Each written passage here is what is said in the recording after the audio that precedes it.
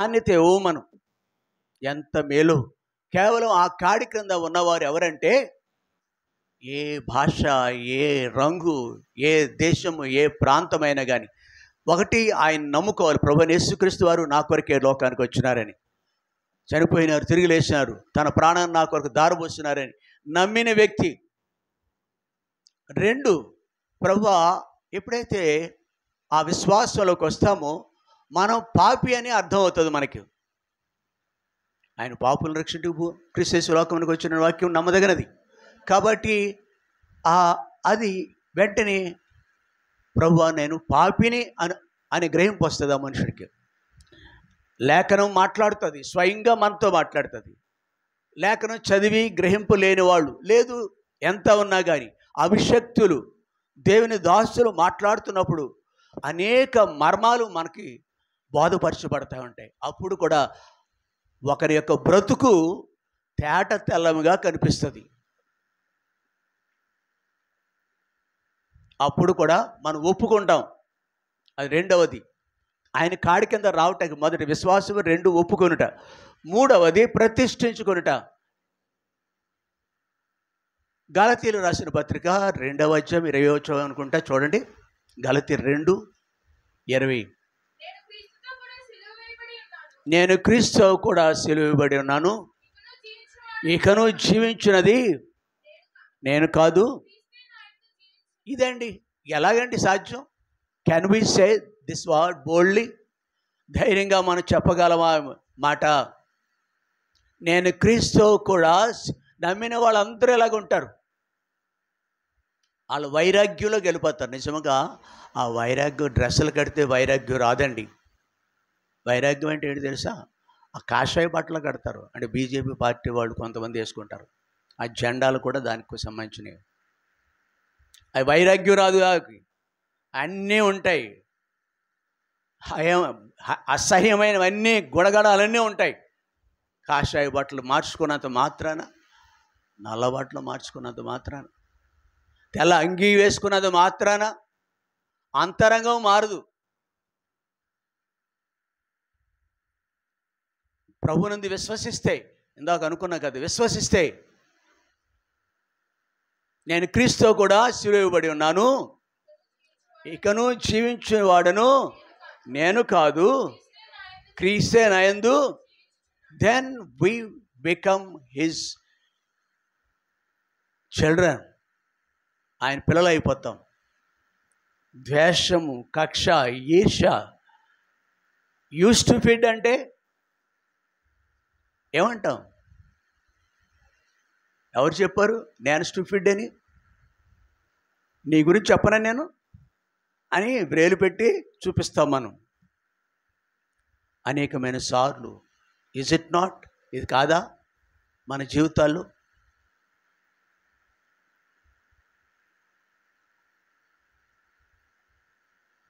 ఒకసారి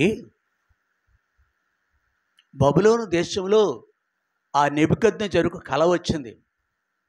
వెళ్ళొద్దు వాక్యం దగ్గరికి, మీరంతా బాగా జ్ఞానులు, నేను చాలా సామాన్యుడి ఆ విషయంలో. రియల్లీ, నిజంగానే కల వస్తే కలను కల భావాన్ని కూడా చెప్పమన్నాడు. భూమి మీద ఏ మనుషుడి కూడా ఈ కలను కానీ కల భావం కానీ చెప్పజాలడు. దేవతలు మనుషుల మధ్య ఉంటారా? ఎస్, దేవతలు మనుషుల మధ్య ఉంటారు అనేది అక్కడ కలను యొక్క అర్థం చెప్పిన. నీవు గనక ఒకవేళ దేవత అయితే ఇంట్లో,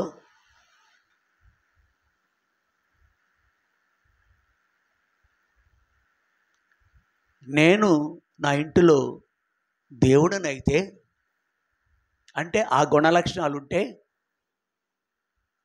మన ఇల్లు పరలోకం కాదా? మినీ పరలోకం అందామా? పని సమాధానం ఉండదు అక్కడ, సఖ్యత ఉండదా? అంటే కాడి క్రిందకు వస్తే మాట చెప్తున్నాను సుమా, మొన్నటిది జస్ట్ రిమెంబరింగ్. ఎవరికి గాయం? సామెతల్లో అంటాడు, సామెతల గ్రంథకర్త, ఎవరికి ఆ, చదవండి, అది 14వ అధ్యాయమా, ఎక్కడుంది ఆ మాట? ఎవరికి గాయములు, ఇంకా చక్కటి మాటలు. 23 ఓ చదువు. ఎవరికి శ్రమ, ఎవరికి దుఃఖము, ఎవరికి జగడములు, ఎవరికి చింత, ఎవరికి హేతువులేని. తర్వాత ఏముంది? మంద దృష్టి. అంటే ఎదుట వ్యక్తిని కనపడ్డ అసలు. కొత్త ప్రభుత్వం రాగానే చంపేస్తున్నారంట కొంతమందిని, వాళ్ళకు ఓటైన వాళ్ళు చంపేస్తున్నారంట. పేపర్లో రాస్తున్నారు, నాకేం తెలీదు. పాలన అంటే అది అని కొత్త విధానం సృష్టిస్తున్నారు. వివరంగా చెప్పలేను. నీవు తప్పిపోతు మతి తప్పి భ్రమిస్తే తిరుగుతున్నావంటే ఇలాంటి దుర్బుద్ధి ఉంది నీళ్ళు. కాడి కిందకు రా. ఆయన కాడి కిందకు వస్తే మనము దేవదూతలు ఎక్కడుంటారండి? మనుషుల మధ్య. నీ ఇంటిలో నిన్న మొన్న వాట్సాప్లోనూ లేక పేపర్లో తన భార్యకు అరే ఎవరు పూర్తి చేయట్లేదు, నాకే కనిపిస్తాయి ఇటువంటి అన్ని. తన భార్యకు ఒక భర్త ఇప్పుడేం చెప్పండి గుడి కట్టించాడు. మక్కువ, ఎనలేని మక్కువ. ఉన్నప్పుడు ప్లీజ్ చేయటం కాదు, తన ఇష్టాలు నెరవేర్చడం. అందుకు తన ఇష్టాన్ని నెరవేర్చింది. మక్కువ బ్రతుకున్నంతకాలమే కాదు, చనిపోయిన కానీ ఆవిడ్ని మర్చిపోలేం. ఎవరు అలా చేయలేరు ప్రపంచంలో. చరిత్రలో కొన్ని వేల సంవత్సరాల క్రితం కూడా ఈ పని చేశాడు ఒకడు. తన భార్యని జ్ఞాపకార్థంగా ఏం చేశాడు? ఇప్పుడు భార్య కాదు నీకు, భర్త కాదు నీకు, ఇంకా మిగిలిన పేర్లు పెట్టుకోండి మీరు. కాబట్టి అలా ఉన్నామంటే you are not under the yoke of the Jesus Christ. యేసు కాడి క్రింద మనము లేమని అర్థము. అది ఎక్కడ తీసుకెళ్తుంది మనల్ని? భూమి మీద నరకంలో వేస్తుంది, పడవేస్తుంది. అక్కడ ఎలా తప్పదు. ఇక్కడ నీవు దేవుని మార్గంలో లేకపోతే ఇక్కడ చూస్తాము దాని యొక్క ఫలాలు. ముసిని పడినంత సేదైన ఫలాలు ఇక్కడే చూస్తాం. యుగాలు కూడా చూస్తాం. వెళ్ళిపోతాం ఇక్కడి నుంచి. ఈ యొక్క మాట దగ్గర నుంచి వెళ్ళిపోదాం, ముందుకు వెళ్ళిపోదాం. కాడి సులువును, నా కాడి నా భారమును తేలిక. కాబట్టి మనము ప్రభు అనగా వాక్యము నీలో ఉండాలి. వాక్యం దగ్గర రావాలి అనుదినము. నీకు ఉద్యోగం ఉందని మురిసిపోతున్నావా? చదువు ఉందనుకుంటున్నావు నువ్వు? ఆస్తి, అంతస్తు, బంగారము, వెలగల రాళ్ళు, పర్వాలేదు. నా పిల్లలు కానీ పిల్లలు కానీ నా వైపు చూడకపోయినా పర్వాలేదు. నాకు 6,000 వస్తుంది, గవర్నమెంట్ వేస్తుంది. నాకు 4,000 కూడా ఇస్తుంది గవర్నమెంట్.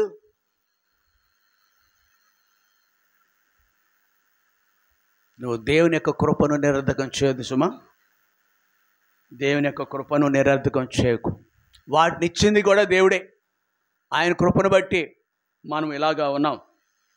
కాబట్టి మనము కాడి అనగా వరకు యేసుప్రభు మార్గము, యేసుప్రభు యొక్క కలిగి ఉండి జీవించే జీవితము ఎంత మేలో, అది ఎంత ఆశీర్వాదకరమో. ఇప్పుడు మరొక మాట దగ్గరికి వెళదాం. ఇప్పుడు 7:8 అంటే ప్రసంగి 7వ అధ్యాయం వచ్చి, కార్యారంభము కంటే ఒక విద్యార్థి కాలేజీకి వెళ్తాడు. దాని పట్ల అమ్మ బాబులకి ఎంతటి ఉన్నతమైన ఆలోచనలు ఉంటాయో. ఆలోచనలు, నా బిడ్డ ఇది చదవాలి, అది చదవాలి, మమ్మల్ని ఉద్ధరించాలి, వాడు బ్రతుకు ఉద్ధరింపబడాలి. ఆ బిడ్డ పాపర్ అయిపోతాడు. పాపర్ అంటే ఆడపిల్లలు కూడా ఎలా ఉన్నారు, దౌర్భాగ్యం. 10th క్లాస్లో నువ్వు బాగున్నావు, ఇంటర్మీడియట్ కూడా పర్వాలేదు, డిగ్రీకి వచ్చేటప్పటికి నీకు దౌర్భాగ్యమైనవి లోకమంతా నీకు వచ్చేసింది.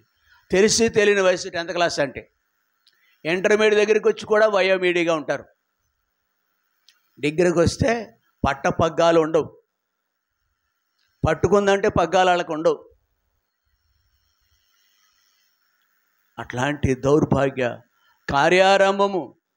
ప్రారంభం బాగుంది, కానీ వాళ్ళ యొక్క అంతము ఎంతమంది. నా తొలిటి దినాలు నాకు జ్ఞాపకం బాగా. 10th క్లాస్ వరకు వచ్చిన వాళ్ళు కొద్దిమందే, ఇంటర్మీడియట్ పూర్తి చేసిన వాళ్ళు, డిగ్రీ పూర్తి చేసిన వాళ్ళు బహు తక్కువ, పీజీ చేసిన వాళ్ళు, పోస్ట్ గ్రాడ్యుయేషన్ అంటాం, పీజీ కోర్స్ చేసిన వాళ్ళు ఇలా లెక్క పెడతాం మనం. కార్యారంభము బాగుంది, ప్రారంభం, కానీ నీ బ్రతుకుందే చదువు మార్గంలో నాశనమే అంతం. వారి యొక్క అంతము నాశనం, వారి యొక్క అంతము నాశనం. ప్రతి దాంట్లో ఎలా ఉంటుంది? కుటుంబ జీవితం in the beginning you are all right, 4 రోజులు 3 నెలలు బాగుంటుంది కాపురం. విచ్ఛిన్నానికి కారణం ఎన్నో చూస్తున్నాం మనం, కోకోలలో, పేపర్లోను, టీవీలోను, వాట్సాప్లోను. ఎక్కడ లేరు వాళ్ళు? కార్యారంభం బాగుంది, కాడి క్రింద వాళ్ళు లేరు కదా. కార్యారంభం బాగానే ఉంటుంది. కాబట్టి ఇక్కడ ఒక వ్యక్తిని చూద్దాం, మనం ఒక వ్యక్తిని చూద్దాం.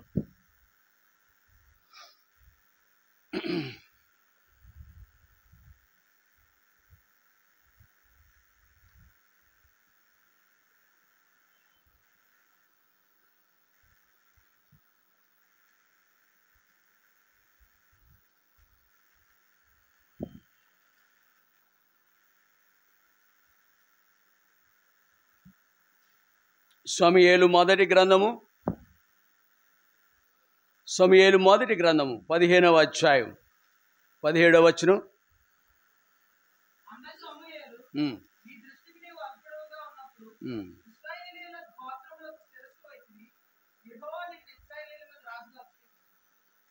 చాలు. ఒక రోజున ప్రవక్త అయిన, అనగా దేవుని యొక్క ప్రతినిధి, దేవుడే మరో రీతే చెప్పాలంటే, దేవుని ఆ కాలంలో దేవుణ్ణి దర్శించుకోవటం అంటే ప్రవక్తను దర్శించుకోవటం. దేవుడు దర్శించాడు నాకంటే, ఎవరు దర్శించారు? ప్రవక్త ఆ వ్యక్తితో మాట్లాడాడు. ప్రవక్త నోట నుండి వచ్చే మాట దేవుని స్వరం అన్నమాట. చాలామంది ఈ దినాల్లో కూడా దేవుడు నాతో మాట్లాడితేనండి, దేవుడు నాకు దర్శనమిస్తేనండి. దేవుడు దర్శనం ఇవ్వడు కదా నీకు, దెయ్యం దర్శనం ఇస్తుంది. దేవ దర్శనం కావాలంటే ఒక మనుషుడికి the way in which one has to meet the God, దేవుణ్ణి దర్శించుకోవటానికి, దేవుని ముఖాన్ని చూడటానికి, దేవునితో మమేకమవటానికి, దేవునితో ఆనందించటానికి, చెప్పండి, వాక్యమే. అదే పాట, నీవా ఆ వాక్యమే యేసు దైవం, ఆది అందు ఉన్న దైవం. ఆ వాక్యమే యేసు, ఆది అందు ఉన్న దైవం.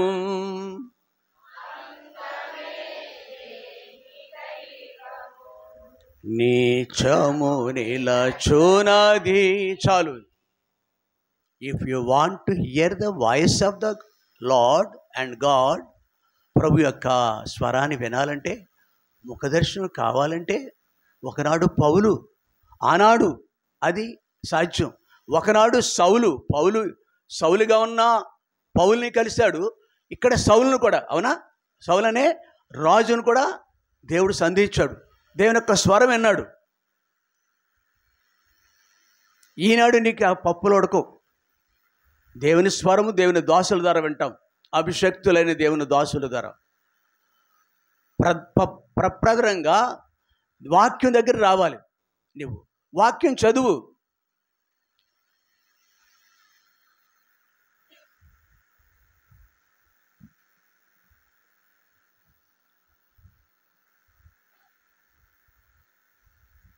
అపోస్తుల కార్యములు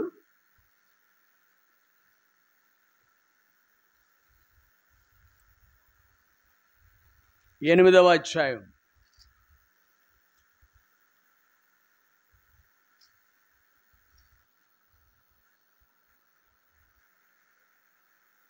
34వ వచనం త్వరగా చూసుకుందాం.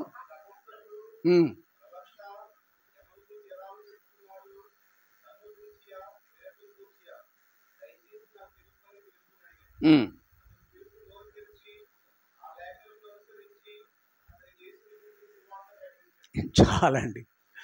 ఇక్కడ లేఖనం అర్థం కావట్లేదు. ఒక వ్యక్తికి దేవుని దాసుని పంపించాడు. ఎవరు దేవుని దాసుని పేరు? ఫిలిప్పు. ఆసక్తి గల వాని యొక్క ఆశ గల ప్రాణాన్ని తృప్తిపరిచేవాడు. ఇప్పుడు రియల్లీ యు ఆర్ ఇంట్రెస్టెడ్, ఇది జరుగుతుంది అనమాట. ఏంటి మాటలు నాకు అర్థం కావట్లేదు. నన్ను గురించియా, తను గురించా, లేక వేరొకరి గురించా నాకు తెలుపు అన్నప్పుడు అందుకు ఫిలిప్పు నోరు తెరిచి ఆ లేఖను అనుసరించి యేసును గూర్చిన సువార్త ప్రకటించాను. 36:8 కలిసి ఉన్నాయి.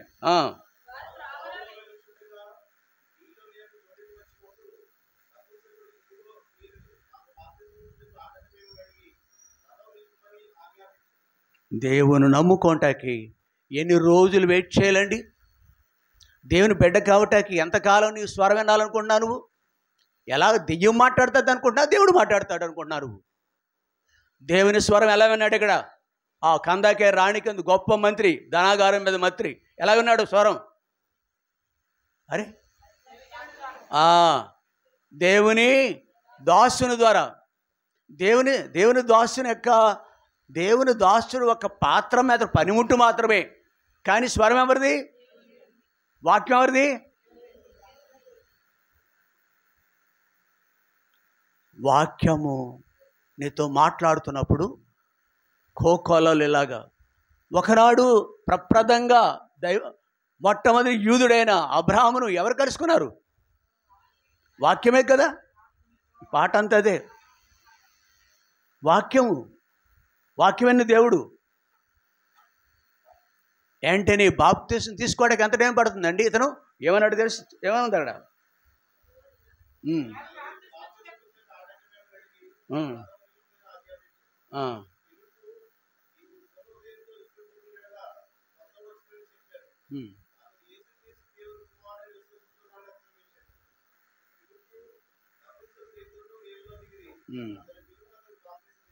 చాలు. అప్పుడు నపుంసకుడు అంటున్నాడు కదా, ఇదిగో నీళ్లు నాకు బాప్తిసించుటే ఆటంకమేమి, మరి రథము నిలుపుమని. ఎంతటి గొప్ప వ్యక్తి అతను! మంత్రి, ఫైనాన్స్ మినిస్టర్. అతను ఫైనాన్స్ మినిస్టర్. ఈ వాంట్స్ బాప్టిజం. అంటే డబ్బులు బాగా సంపాదించుకుంటా బాప్తిజం తీసుకోవాలా ఏంటి? లేదా బాప్తిజం తీసుకుంటే డబ్బు ఆగిపోద్దా, ఆదాయం ఆగిపోద్దా ఏంటి? నీ తలంపు ఏంటి? దైవ కార్యంలో దేవుని బిడ్డగా ఉండటం ఆలోచించుకో. క్షణికమైనవి కాదు మనం ఆలోచించుకోవాల్సింది, మిగిలినవన్నీ తర్వాత ఆలోచించుకోవచ్చు. ఇక్కడ ఒక గొప్ప ఆర్థిక మంత్రి. అపోస్తల కార్యాలు ఇక్కడ మరొక దృష్టాంతం 16వ అధ్యాయం 15వ వచనం, 16-15.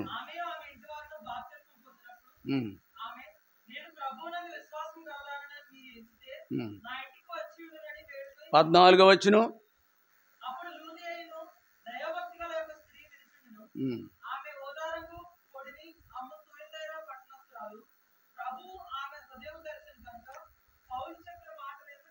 పౌలు ఎవరు? దేవుడెవరు? ప్రభు కార్యం చేస్తున్నాడు. పౌలు సాధనంగా ఉన్నాడు అంతే. దేవుని దాసులు పనిముట్టు మాత్రమే.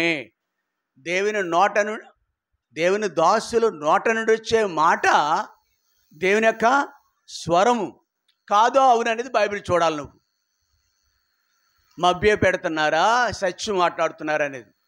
కాబట్టి ఇక్కడ కూడా ఈ స్త్రీ కూడా, అక్కడ గొప్ప మంత్రి, ఇక్కడ సామాన్య మంత్రి. అయ్యలారా, ప్రభునందు విశ్వాసం ఉంచిందని, నేను ప్రభునందు విశ్వాసం కలదాన్ని ఎంచితే బ్రతిమలాడుతుంది, నా ఇంటికి రండి, నాకు బాప్తిసం కావాలి. కోకాలాలు గలేవా ఇట్లాంటి.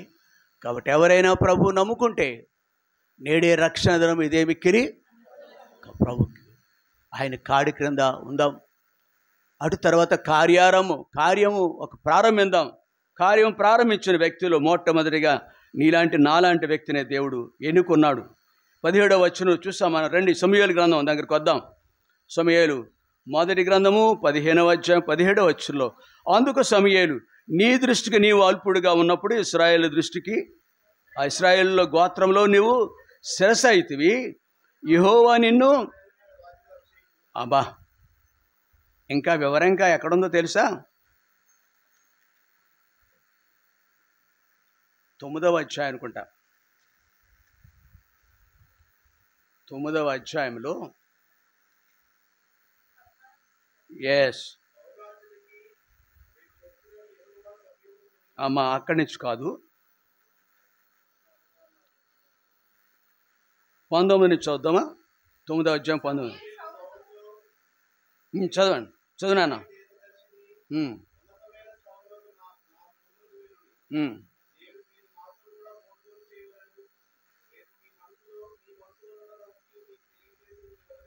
చాలు. Is an ordinary man. Saul అనే మనుషుడు సామాన్యుడు, గాడిదలు కాసుకునేవాడు. అతని యొక్క తండ్రి యొక్క గాడిదలు ఎక్కడో ఉన్నాయని వెతుక్కునేవాడు. అంతటి సామాన్యుడు, రైతు బిడ్డ.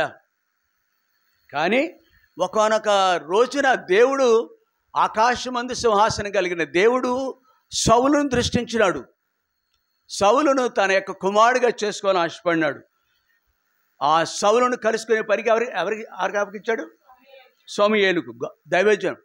దేవుడు ఒక్కడే, దేవునికి మనుషులకు మధ్యవర్తి కూడా. ఆ దినాల్లో సమూయేలు మధ్యవర్తి, ఈ దినాల్లో ప్రభువైన యేసుక్రీస్తు వారు మధ్యవర్తి మనకున్న దేవునికి. కాబట్టి ఇక్కడ వెంటనే దేవునికి అక్కర కలిగి ఉన్నాడు. ప్రియులారా, దేవుడు అక్కర్లు ఉంటాయి. అక్కర్లు నీ ద్వారా నా ద్వారా తీర్చుకోవాలనుకుంటున్నాడు. నువ్వు సామాన్యుడి కంటే సామాన్యుడిగా తనకు సహాయపడాలి. మధ్యస్థంగా ఏమంటది, సామాన్య స్థాయి నుంచి తర్వాత స్థాయి ఏంటి? ఇంకోస్త అభివృద్ధి చెందిన స్థాయి, ఇంకా బాగా అభివృద్ధి చెంది. ఏ స్థితిలో ఉన్నాను ఆ స్థితిలో దేవునికి నీ ఒక సాధనగా ఉండాలని ఆశపడుతున్నాడు. ఎంతటి సామాన్యుడైన మనుషుని దేవుడు దృష్టించి, నేనే దీర్ఘదర్శిని, ఉన్నతమైన స్థలమునకు నాకు ముందు వెలుడి, నేడు మీరు నాతో కూడా భోజనం చేయవలను, రేపు నీ మనసులో ఉన్నదంతయు నీకు తెలియజేస్తానని నిన్ను వెళ్ళనిచ్చేదను. 3 దినముల కిందట తప్పిపోయిన నీ గార్ధముల గురించి విచారపడకు, అవి దొరికినవి. ఇశ్రాయేలు అభిష్టం ఎవరి యందు అన్నది నీ యందును నీ తండ్రి ఏముందండి ఇక్కడ? ఇశ్రాయేలుల అభిష్టము ఎవరి యందు అన్నది. ఇశ్రాయేలుకి కావలసిన వాడు ఒకడు కావాలి, కావలసిన వాడు ఉన్నాడు. ఎవరి యందు ఉంది? నీ యందును అని. అప్పుడు దాని షాక్ అయిపోయాడు అనమాట. అందుకు సౌలు 21, నేను బెన్యామీన్. సీజే చాలా సామాన్యమైన చిన్న గోత్రం, అది సామాన్యమైన బలం లేని గోత్రం బెన్యామీన్ గోత్రం అంటే. నేను బెన్యామీన్ కాదా? నా గోత్రం ఇశ్రాయేలు గోత్రంలో స్వల్పమైనది కాదా? నా ఇంటివారు బెన్యామీన్ గోత్రపు ఇంటివారు అందరిలో ఎన్నెన్ని రీతిలుగా చూసుకుంటే నువ్వు అల్పుడు కనిపిస్తుంది. నీ దృష్టికి నీవు అల్పుడవు, దేవుని దృష్టికి అల్పుడే. నీ దృష్టికి నీవు అల్పుడవు. But he loved you. అతన్ని ఆయన ఎంతో ప్రేమిస్తున్నాడు. నువ్వు కావాలి ఆయనకి. ప్రియుడా, అమ్మా, నీవు ఇక్కడ ఉంటూ ఏదో ఎవరో నిన్ను బలవంతం చేసి మందిరాన్ని పిలవలేదు సుమా.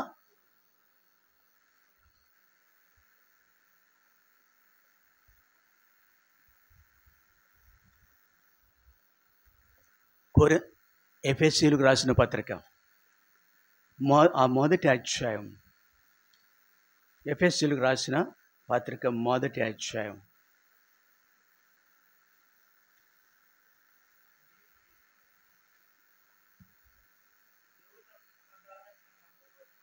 చదువు పర్లా చదవయ్యా.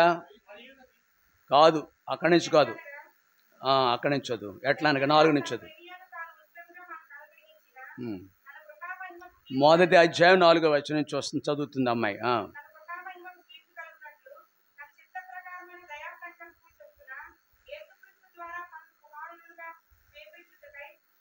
చాలు. యేసుక్రీస్తు ద్వారా తనకు కుమారులుగా స్వీకరించడానికి ఆయనకు అభిష్టమవుతుంది, ఆయనకి ఇష్టమవుతుంది. ఆకాశమైన దేవునికి నీవు ఇష్టపడుతున్నావా? నీవు ఇష్టపడుతున్నావా? యేసుక్రీస్తునందు తనకు కుమారులుగా స్వీకరించడానికి ఇష్టపడుతున్నాడు. మనల్ని ముందుగా తన కోసం నిర్ణయించుకున్నాడు. ఎప్పుడు నిర్ణయించుకున్నాడండి? ఎప్పుడు నిర్ణయించుకున్నాడు? ఎస్, తల్లి గర్భంలో రూపింపబడక పూర్వమే, జగత్ ఉత్పత్తికి పూర్వము. అది ఇంకా చాలా శ్రేష్టమైన మాట. కానీ ఇక్కడ ఇంకా దేవునికి అప్పగించుకున్నాం మనం. Is it real? సత్యమా అబద్ధమా? ప్రభుకి అప్పగించుకున్నారు ఇక్కడ ఉన్నవాళ్ళు.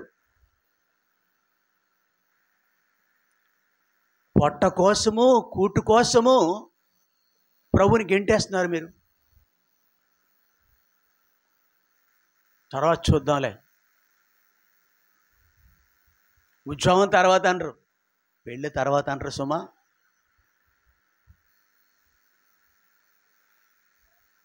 అన్నీ ముందే. కానీ ప్రభు ఒక్కడిని వెనక పెడుతున్నారు. ఆయన యొక్క సంకల్పమే చూసారా? ఆయన దయా సంకల్పం చొప్పున యేసుక్రీస్తు ద్వారా తమ కుమారులుగా స్వీకరించుటకే మనం ముందుగా తన కోసం నిర్ణయించుకుని మనం తన ఎదుట పరిశుద్ధులమును నిర్దోషమై ఉండవాలని జగత్ పునాది వేయబడక పూర్వమే, ఈ భూమికి పునాదులు వేయబడక పూర్వమే నీవు హెబ్రోను ప్రార్థన మందిరంలో ఈ మధ్యాహ్నపు వేళ 12 గంటలైంది ఇక్కడ ఉండాలని దేవుని యొక్క నీ ఉద్దేశం ఏంటి? మా ఆవిడ కూడా వెళ్ళటం నాకు అలవాటు, బాబు అమ్మ కూడా వెళ్ళటం నాకు అలవాటు. అలాగొస్తున్నావు మందిరానికి. దేవుడు నీ పట్ల మన పట్ల ఎంతటి సంకల్పం అండి, ఉన్నతమైన సంకల్పం అండి. నిర్లక్ష్యం చేయొద్దు. కొంతమంది ఉన్నారు ఇంకిక్కడ. ప్రియ సహోదరి, ఏంటో అలాగే ఉంటుంది. లేదు, బోధ అలా ఉంటుంది, వాక్యం అలా ఉంటుంది.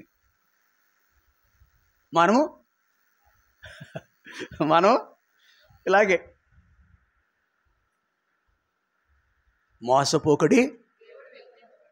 మా అమ్మకి అప్పుడే బాప్తిస్మం ఎందుకండి? మా అబ్బాయికి అప్పుడే ఎందుకండి అన్నవాళ్ళు లేరా? పోయిన సంవత్సరం మా అమ్మాయికి అభవం శుభం తెలియదు, అలా కొరకతో వేలు పెట్టినా కానీ. అన్నిటికీ సమయం ఉంది, కాలేజీకి వెళ్ళటా టైం ఉంది ఇంకా.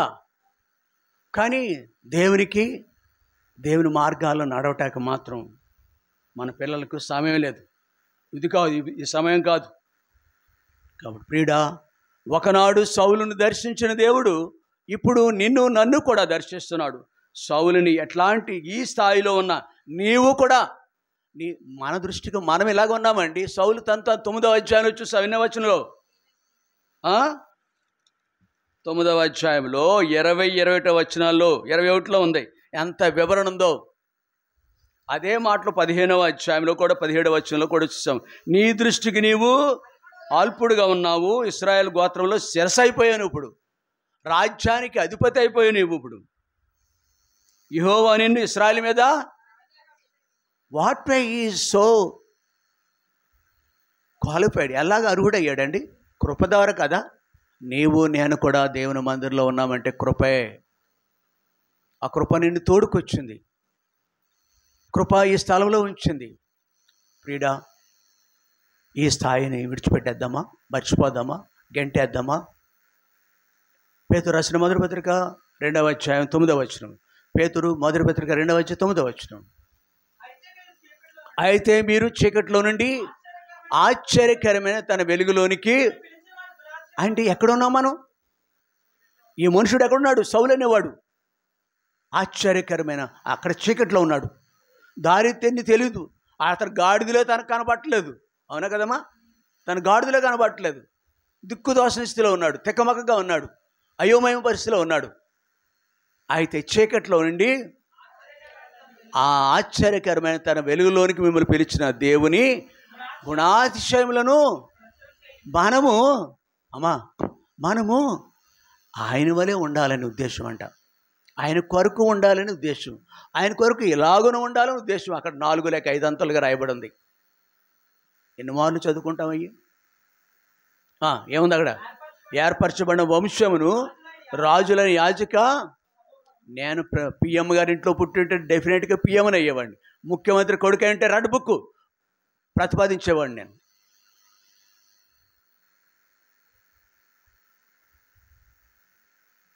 కాబట్టి ముఖ్యమంత్రి కొడుకులు ముఖ్యమంత్రులు అవుతున్నారు, ప్రధానమంత్రి కొడుకు పనికి మాలిన తుచ్చమైన కొద్ది రోజులు ఉండేవి. కానీ మన విషయంలో అయితే యుగ యుగాలు రాజ్యం. ఆయన రాజు, ప్రపంచానికి రాజు, ఆయన రాజు, సమస్తానికి రాజు. ఆయన ఉన్నదంతయు ఆయన వల్లే కలిగింది, ఆయన లేకుండా ఏది కలగదు. అట్టి ప్రభు యొక్క బిడ్డలుగా మనల్ని కుమారులుగా కుమార్తెలుగా చేసుకోవాలని ఆయనకు ఉద్దేశం. ఎలాగా? ఏర్పరచబడిన వంశమును, రాజులని యాజక. అదే తర్వాత మాట ఏంటి? పరిశుద్ధ. ఎక్కడైనా ఉంటుంది ఈ జనం? ప్రపంచంలో ఏ దేశంలో లేరు. ప్రభు యేసుప్రభువుని విశ్వసించిన వాళ్ళు తప్ప. ఏర్పరచబడిన వంశమును, రాజులని యాజక సమూహమును, పరిశుద్ధ జనమును, దేవుని సొత్తు అయినా. అందుకే అన్నాడు అన్నమాట. దేవుని సొత్తు అంటే ఎలా చెప్పాలో తెలుసా? ఇందాక మనం చదువుకున్నాం ఒక మాట. గలతీయులు రాసిన పత్రిక 2వ అధ్యాయము 20వ వచనం. అంటే ఆ బ్రతుకు కలిగి ఉండాలి మనం. నేను క్రీస్తు కూడా సిలువ వేయబడి ఉన్నాను.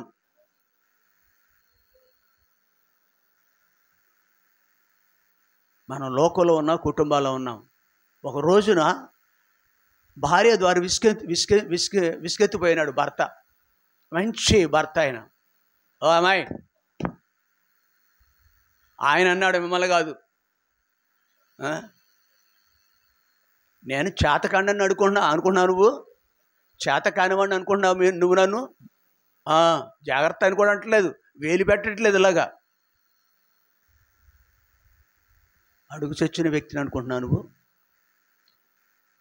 ఏదో నెమ్మదిగా ఉన్నానని చచ్చిన వాడిని అనుకుంటున్నావు నువ్వు. నీకులా నేను కూడా, కానీ నేను క్రీస్తు కూడా. అది టైం వస్తే నువ్వు ఈ బ్రతుకు ఉండాలి మన దగ్గర. నేను క్రీస్తు కూడా బోధించే, నేను వినుచున్నాం. మనం యేసు ప్రభు పిల్లలుగా జీవించటానికి పిలిచిన మన దేవుడు ఎట్లాంటి ఇది మర్చిపోయి, ఇతను ఇంతటి స్థితి మొదట్లో బాగున్నాడు ఇతను, ఈ మనుషుడు, ఈ సౌలు అనేవాడు. కానీ ఒకసారి దేవుడు మనకి తన మార్గంలో మనం నడవాలని కోరుకుంటాడు. అలాగే ఇక్కడ కూడా 15వ అధ్యాయంలో రండి, సమూయేలు గురించి మనం సౌలు గురించి ధ్యానం చేస్తాం. సమూయేలు తనతో ఉన్న సంభాషణ ఇక్కడ రాయబడింది.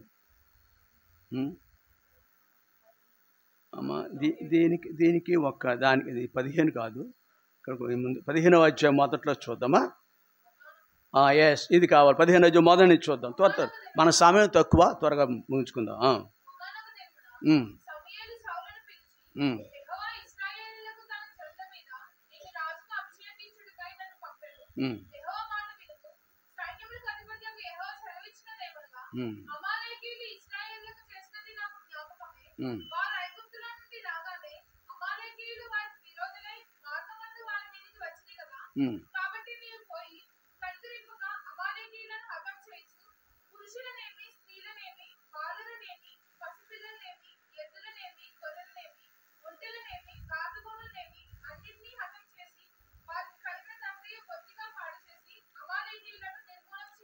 చాలు. దేవుడి మనసు ఎంత మంచి మనసు అండి. మన శత్రువులు ఆయనకి శత్రువులుగా ఉంటారు. మన శత్రువులు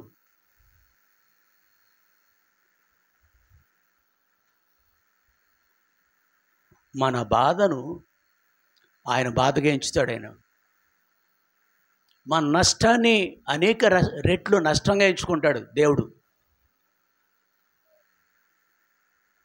నీ కొరకు అంతగా తప్పించే దేవుడు ఉన్నాడు భూమి మీద.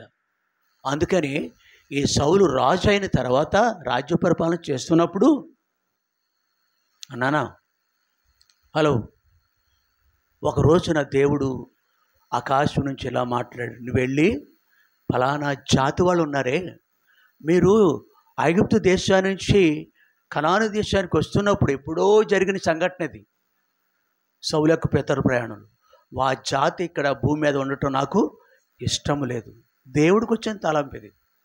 అయితే నీవు నేను సాధనంగా ఉండాలి. వెళ్ళి వాళ్ళని స్త్రీలు పురుషులు వాళ్ళు వీళ్ళు ఏమీ లేదు, అక్కడ బైబిల్లో ఉంది కదా, మనం చూసాం కదా, మీ బైబిల్ కూడా ఉంది. వాళ్ళందరినీ పూర్తిగా నిర్మూలము పాడు చేయండి, నాశనం చేసే. కానీ ఈ వ్యక్తికి పాడు బుద్ధి వచ్చింది. పాడు చేయమని అంటే ఇతనికి ఏమొచ్చింది? ఈ సౌలుకు పాడు బుద్ధి వచ్చింది. 19వ వచనం 18 కూడా చదువు, 18 కూడా చదువు. దేవుడే సాగనంపాడు ఏంటండి? సౌలును పంపించింది ఎవరు? యెహోవా నిన్ను సాగనంపి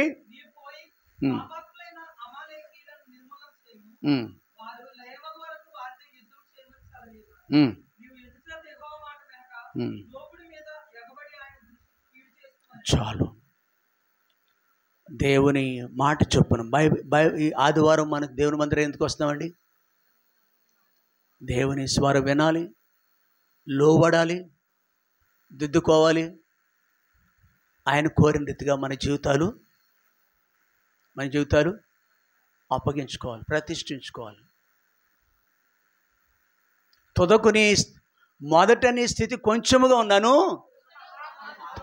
తుదకది గొర్రెకు బెత్తడి తోకే ఉంది. కానీ అలాగొంచుడు దేవుడు. నేను గొర్రెకు బెత్తడి తోక సందర్భం దేవుడు ఇతరులు అడగని ఇంటికి వెళ్ళిన తర్వాత కోతుకు పెద్ద పొడిగా అంటుది ఉంటుంది. అంటే వృద్ధి ఉండదు, తోక వృద్ధి లేదు గొర్రె. నీ జీవితంలో బెత్తుడంతగా నువ్వు ఫీల్ అవుతున్నావు నేను గురించి. నువ్వు కారణం ఏంటో తెలుసా? నీవు తప్ప దేవుడు ఏంటిది?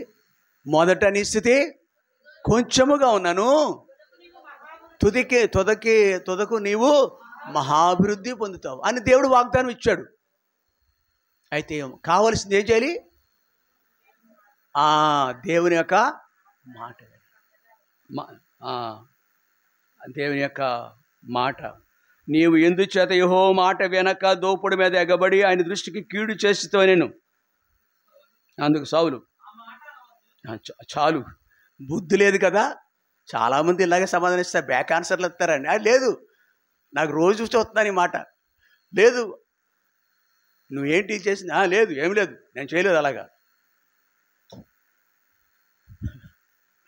Immediate answer. అలాగనొద్దు. ఎవరితో అన్నాడు? మాట్లాడుతున్నాడు. నో, నేను ఎలా ఫీల్ అవుతాను ఇప్పుడు? ప్రవక్త స్థానంలో ఎవరున్నారు? దేవుడు ఉన్నాడు.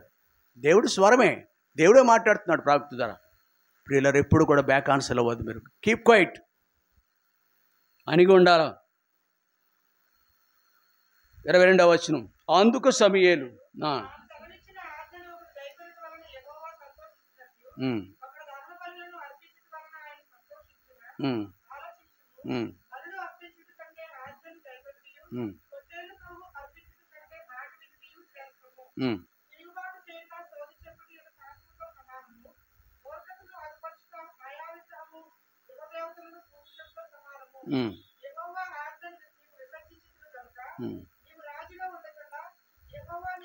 మాట వింటేనండి.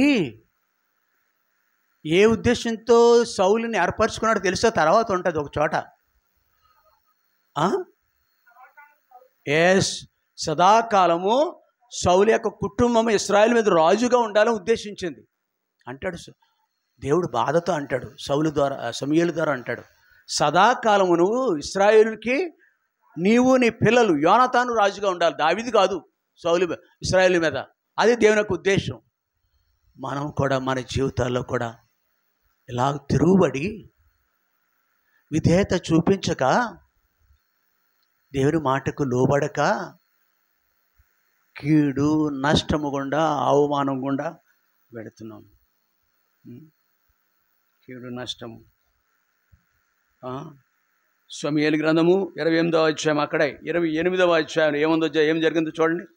చాలా అధ్యాయాల తర్వాత 28వ అధ్యాయం 19వ వచనం.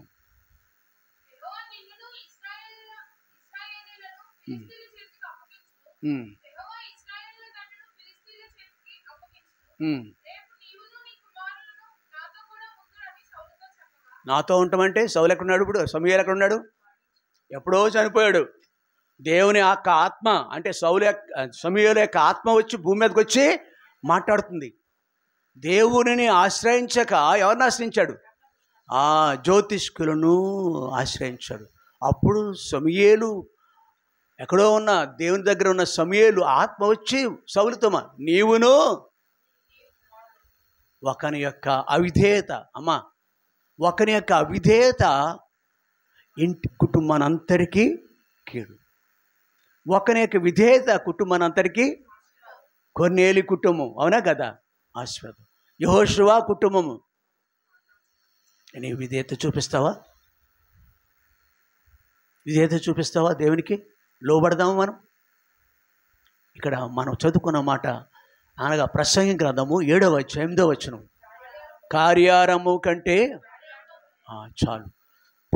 రాజుగా జీవితం ప్రారంభించాడు కానీ నిత్య నాశనానికి వెళ్ళిపోయాడు. తన కుటుంబాన్ని అందరికీ నాశనం తెచ్చాడు. మనం అలాగ ఉందామా? విధేయత చూపిద్దామా? మనల్ని కూడా దేవుడు సౌలుని నియమించిన రీతి మనం రాజులని యాజక సమూహంలో ఉన్నాం. మనం దేవుని పిల్లలకు కొనసాగుతున్నాం. దేవునికి విధేయులుగా జీవిద్దాం. భయంతో జీవిద్దాం. భూమి మీద యొక్క మనుషుని యొక్క కాలము ఒక విధంగా స్వల్పకాలము, నీడంతా హస్తకాలం. మరొక రీతిగా భూమి మీద మనుషుని యొక్క కాలము యుద్ధకాలం. అయినను ఆయన వైపు చూస్తే సదా మనకు జయమే. యుద్ధంలో జయం ఉంటుంది. కాబట్టి మనం దేవుని అంతవరకు సహించేవాడే. అవన్నీ కృపలు దేవుడు ఇస్తాడు మనకి. విశ్వాసగా ఉంటే విశ్వాసగా, కుటుంబంలో ఉంటే కుటుంబంలో నీకు జయమిస్తాడండి. సదా జయమిస్తాడు మనకి. నీ పిల్లలకి జయమిస్తాడు. ఏం కావాలి మన దగ్గర? విధేయత కావాలి. లోబడాలంతే. దేవునికి లోబడితే అద్భుతాలు చూస్తాం. రెండో మాట చదువుకుందాం. మొదటి మాట ఇది. ఈరోజు ధ్యానంలో మొదటి మాట ఏంటిది? ఏమాటది? కార్యారంభం కంటే. ఇక్కడ 7వ అధ్యాయంలోనే ప్రసంగి గ్రంథము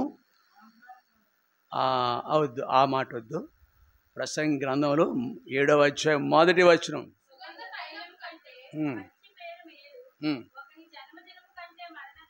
కొంచెం బాధగా ఉంటుంది ఈ మాట.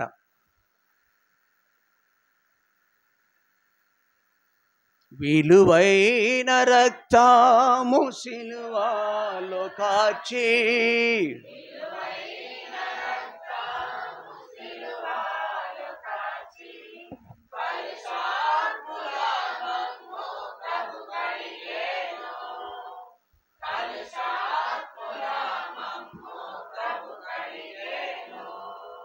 హల్లెలూయా హల్లెలూయా హల్లెలూయా హల్లెలూయా హల్లెలూయా. యేసు ప్రభును స్తుతించుట ఎంతో ఎంతో మంచిది. యేసు ప్రభుని ఎంతో ఎంతో. జస్ట్ కొన్ని నిమిషాల్లో ముగించేసుకుందాం. ఆ వేసవకాలం వెళ్ళిపోయినట్టే ఉంది కానీ అలా ఉక్కబోత ఎక్కువగానే ఉంది. చాలా ఇబ్బంది పడుతున్నారు కదా మనం.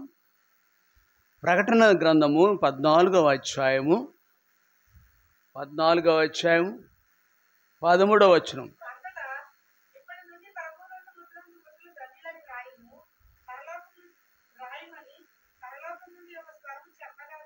చాలు ప్రియుడా. ప్రసంగి గ్రంథంలో మనం చూసాం కదా, సుగంధ తైలం కంటే మంచి పేరు. అంటే సెంట్లు కొట్టుకునే వాళ్ళు ఉన్నారు కదా, లేరు ఇక్కడ డియోడర్లు అందరు ఇంట్లో కొడతాము. మనకు తలకి రాసుకునేది కూడా అట్లాంటివే తెప్పించుకుంటాం మనం. సెంటెడ్ మంచి వాసన వచ్చే నూనె, అట్లా రకాలు ఉన్నాయి. కొబ్బరి నూనెలో రకాలు ఉన్నాయి. మంచి తప్పేం కాదు. మన నుంచి దుర్గంధం బయటికి వెళ్ళకూడదు. మన పక్కన ఉన్న వాళ్ళు మన అభ్యంతరం పడకూడదు. దాని గురించి కొంతవరకు పర్వాలేదు. సుగంధం అంటే అది సెంటు. దానికంటే ఏం మేలు? అలవాట్లు మారలేదనుకోండి మనకి,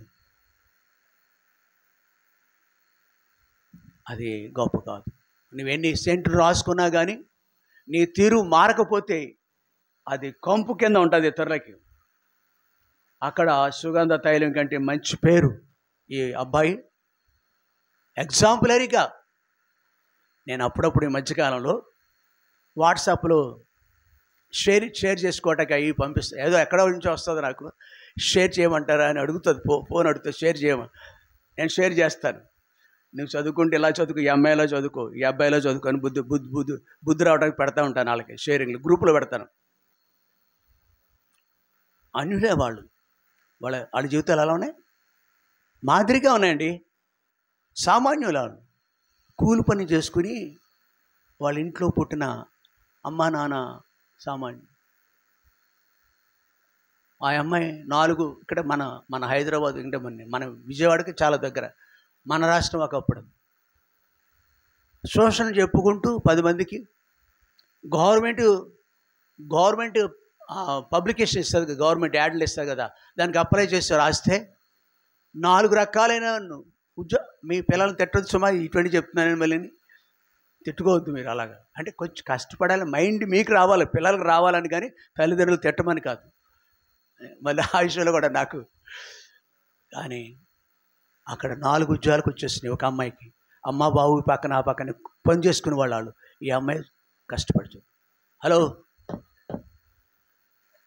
మాదిరికరంగా ఉన్నారు. మనం కూడా బైబిల్ చదవటం, వాక్యం విధేయత చూపించటం, దైవ క్రమం. ఒక అబ్బాయి యవనస్తుడు ఇంకొక వ్యక్తితో మాట్లాడుతున్నాడు.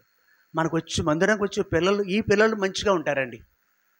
ఈ పిల్లలు దేనికి లోబడరండి. వీళ్ళు అంటే మనుషుల దృష్టి కూడా తెలిసిపోతారు, తెలియట పరిచర్య దగ్గర తెలిసిపోతున్నారు, తీరు దగ్గర తెలిసిపోతున్నారు. పేరు వస్తుంది వాళ్ళకి. ఇక్కడ దేవుని పిల్లలలాగా కసు నడుము ఉంచుతారు వాళ్ళు. దేవుని కొరకు కొంచెమైనా చేయటానికి ఇష్టపడతారు వాళ్ళు. నాదే అనుకుంటారు మందిరం. మంచి పేరంటే అది ఎక్కడో ఇంకో గొప్ప ఏం కాదు, జమీందారు కావక్కర్లేదు. సుగంధ తైలము కంటే ఈ కొద్దిపాటి ఈ 4 గోడల మధ్య నీవు ఆసక్తి ఉండాలి. నేను కూడా ఒకరిగా సార్ రెండవ మాట కావాలి. జన్మదినము కంటే ఈ మాట అసలు వెగుటిగా ఉంటుంది, ఎవరికి ఇష్టం ఉండదు. జన్మదినం అంటే అందరికీ ఇష్టం ఉండదు. కేక్ తెరవచ్చు, డిష్ మంచి భోజనం పెడతారు, మా సహోదరుడు పెట్టినట్టుగా.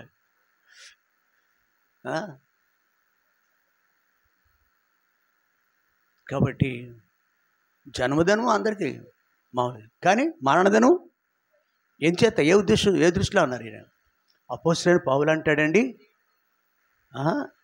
ఫిలిప్పీ 1:21 ఫిలిప్పీ 1:21లో నా మట్టుకైతే బ్రతుకుటే క్రీస్తే, చావైతే ఎందుకు వచ్చింది బ్రతికేది. ఆ ఫిలిప్పీ రాసిన పత్రికలో 3వ అధ్యాయం అనుకుంటా ఎన్ని విషయాలు చెప్తాడు. 7వ వచనం నుంచి అనేక విషయాలు చెప్తాడు. 2వ అధ్యాయం 3వ అధ్యాయం వద్దు, చాలు నాన్న, చాలు. కాబట్టి ప్రియులారా, భౌతికంగా భూమి మీద జీవితము పెద్ద గొప్పదేం కాదు, కానీ ప్రభులో ఉండే జీవితం భూమి మీద గొప్పదే. ప్రభులో ఉండే జీవితం, మన యుగగాలు ఉండే జీవితం ఉంది, అది చాలా గొప్పది. దేనితో మనం పోల్చలేము. కాబట్టి అందుకే ఆ దృష్టిలోనే వ్యక్తులు వేరు. ఇక్కడ ప్రసంగం సొలొమోను మాట్లాడుతున్నాడు, అక్కడ పౌలు మాట్లాడాడు. మరో చోట ఆదికాండలో మరొక వ్యక్తి మాట్లాడుతున్నాడు. ఎవరు మాట్లాడతారు? ఎక్కడ హెబ్రీ 11లో ఉంటుంది స్పష్టంగాను. అక్కడ ఉంది అబ్రహాం యొక్క మైండ్ ఎలా ఉందో. మరి అబ్రహాంని చూసాము, ఇంకెవరిని చూసాము? పౌలుని చూస్తాము, సొలొమోను చూస్తున్నాము. మనం 4వ వ్యక్తి మన జీవితాలు, మనం కూడా అలా ఉండాలి. ఇక్కడ ఇలా ఉండాలన్నమాట. అంటే జన్మదినం కంటే మరణదినం చాలా మంచిది. ఎందుకు చేత అంటే మనం చదువుకున్నాం. అక్కడికి వెళ్ళి ప్రకటన గ్రంథం అమ్మా ప్రభునందు మృతులందరిన మృతులు. అయితే ఇక్కడ ఒక షరతు ఉంది. నువ్వు దేవుని నమ్ముకున్నావా? దేవుని నమ్ముకుంటే అబ్బా భూమి మీద అంత నీ అంత ధన్యుడు. ఇశ్రాయేలు నీ భాగ్యం ఎంత గొప్పది, యెహోవా రక్షించని నిన్ను పోలినవాడు. సర్వలోకమును సంపాదించుకుని తన ప్రాణాన్ని పోగొట్టుకుంటే వానికేమీ లాభం. ప్రియ సహోదరి, యేసు ప్రభుని సొంత రక్షగా అంగీకరించారు మీరు. యేసు ప్రభు నా దేవుడు. ఇప్పుడే ఈరోజే ఈ క్షణమే తీర్మానం చేసుకోండి. మీరు అయిలారా రక్షణ పొందుటకు నేనేమి దేవుడి దర్శనం దొరికిందా ఆయనకి? ఆ సరసాలధిపతి దేవుని దర్శనం దొరికిందా లేదా? అంటే ఏంటి అర్థం? భూమి మీద ఉన్న దేవుని సేవకులు వాక్యం చెప్పారు. వాళ్ళకి జీవితం పాఠం నేర్పించింది, వాక్యం వివరించారు. ఎప్పుడు బాప్తిని తీసుకున్నారండి సరసాలధిపతి? ఆ రాత్రిపూటే అక్కడే, అవును కదా? కాబట్టి ఎప్పుడో ఆయన పోస్ట్ పని చేయదు సుమా. దేవుని బిడ్డగా తీర్మానం చేసి దేవుని కొరకు జీవించటానికి, నాట్ టుమారో, రేపు కాదు, ఈరోజే అనుకోవాలి. మనం ప్రభునందు మృతునందున మృతులు, ప్రభువును కలిగి భూమి మీద మనం భూమిని విడిచిపెట్టామనుకోండి, ఎక్కడుంటాం మనం? యుగగాలు దేవుని యొక్క రాజ్యం. నేనుండే స్థలంలో మీరును, నేను కూర్చుండే స్థలంలో మీరును ఉందా బైబిల్లో? ప్రకటన గ్రంథం 3వ అధ్యాయంలో రాయబడి ఉంది, 21వ వచనం. ప్రకటన 3:21.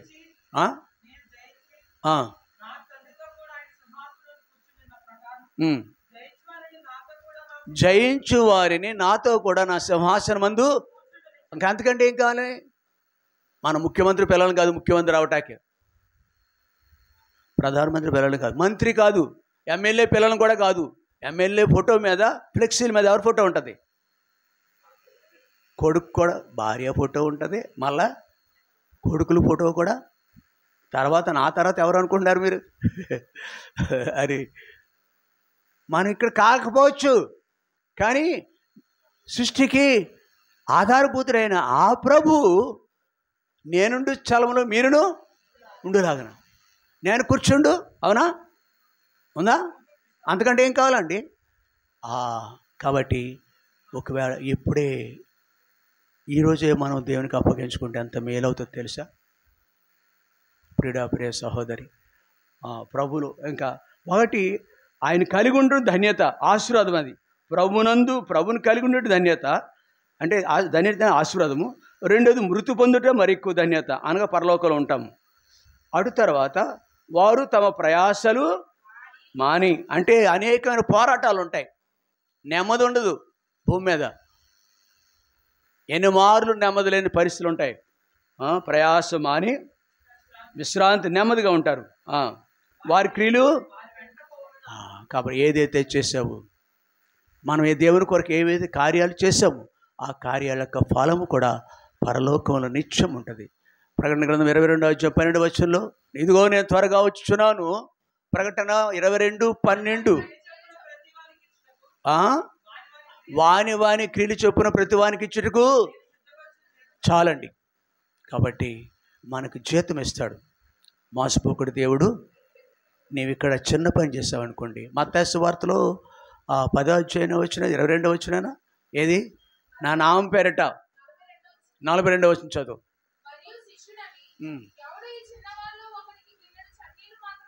శిష్యుడని ఈ చిన్నవానిలో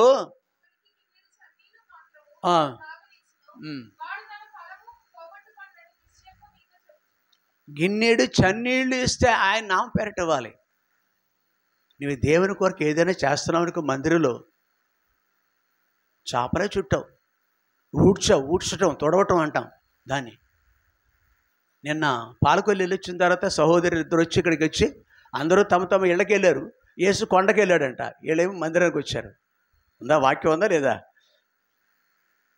యేసు ప్రభు మీటింగ్ అయిపోయింది, అందరూ తమ తమక వెళ్ళాను, యేసు వీళ్ళేమో ఎక్కడికి వచ్చారు? నిన్న దేవుని మందిరానికి వచ్చారు. దేవుని ఇంట్లో ఇంకేమైనా దేవుని ఇంటి యొక్క గూర్చిన ఆసక్తి ప్రియులారా. అలాగే ఏ చిన్న పనులు చేసినా మీరు దేవుని ఇంట్లో దేవుని కొరకు లేఖనం జరిపిస్తుంది. మత్తయి సువార్త 10:42 ప్రకారం మంచి నీళ్లకు కూడా నీకెవడా బహుమానం కూడా గుప్పులు విప్పి దేవుని మహిమలో ఉన్నాడు ఒక ఆయన. నేను ఉంచేసానండి, నా బైబిల్ మూసేశాను. ఇంకా పూర్తిగా రక్షణ పొందలేదు అనుకుంటా. ఒకసారి 2 దోషులతో ఇలా తీసుకొచ్చాడు.